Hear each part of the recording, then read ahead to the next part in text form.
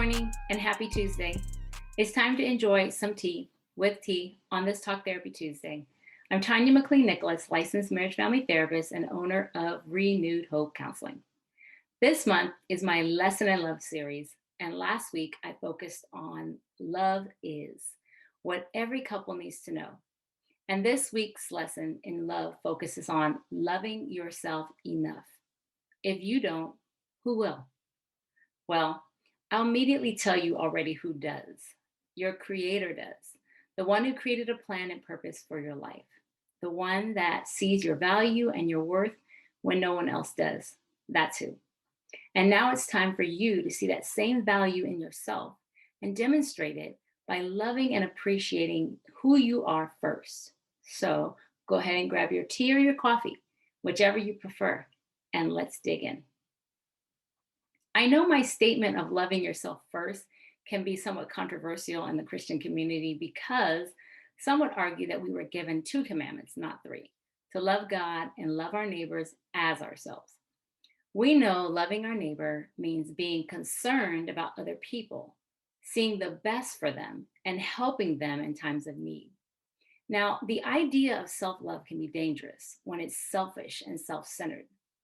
I believe that Paul was saying in 2 Timothy when he said that in the last days, people would be lovers of themselves, lover of money, proud, and boastful. And that's different than the self-love that I'm talking about that's rooted in the knowledge that we're fearfully and wonderfully made. We're unique, we're chosen, we're forgiven, we're enough, we're without blame, we're holy, we're created with purpose and a plan. This beautiful truth shapes our identity, our self-worth, and our self-esteem. And the more you embrace these truths, the more you can appreciate and love yourself. When you love yourself in this manner, you are better able to project that love onto others. This is why I say loving yourself enough is the answer to a negative self-image, feelings of inferiority and failure that gets in the way of us loving others. So, here are your tips. First off, love yourself enough to know that you are kings and queens, and every part of you matters: your feelings, your thoughts, your likes, and your dislikes. Give yourself permission to explore all of these and embrace them as an essential part of what makes you unique and special. Know that the only power your past has over you is what you give it. Know your experiences are designed to prepare you to fulfill your purpose. Know your past mistakes and shortcomings are only opportunities to grow, strengthen, and become wiser. You are not a failure, so forgive yourself.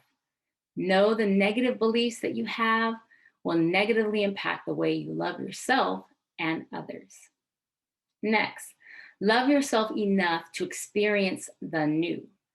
The Word of God says that we are a new creation, and the old has gone and the new is here.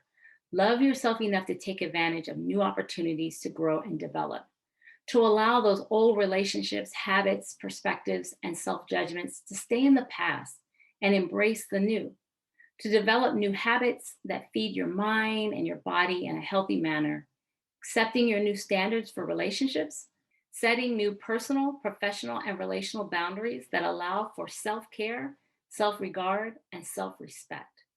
The journey of self-love has so many bumps and twists and turns, and there's so much room for revelation, for growth, and to walk in the new, better version of yourself. Finally, love yourself enough to give self-compassion. One of the best ways to positively impact others is to make sure that we ourselves are in a good place, characterized by balance, inner peace, and compassion.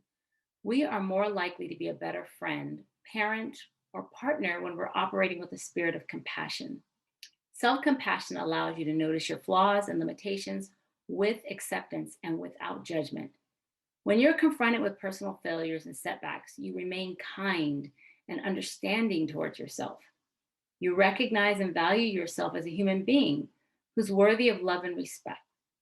Self-compassion allows you to be your own best friend, saying the kind words and affirmations that you say to others, giving yourself the pass and the break that you so desperately need. Self-compassion is vital, and it protects you against depression, negative thoughts, and feelings of self-judgment. And the more we have of that, the more it will overflow and we can give it to others.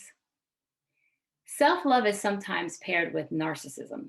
I'm not talking about arrogance and being boastful or selfish or self seeking behavior. Self love begins with a healthy, accurate view of who you are. It's about learning your true identity, creating an environment that accepts your strengths and your flaws, and extending compassion and kindness towards yourself through self care, positive affirmations, and setting healthy boundaries. When your heart is filled with this type of love, kindness, and compassion, it begins to overflow and it impacts not just how you feel, but everyone who experiences you as well. Well, that's it for today. I hope that you enjoyed your tea with T on this Talk Therapy Tuesday. I'm Tanya McLean Nicholas. Have an amazing day.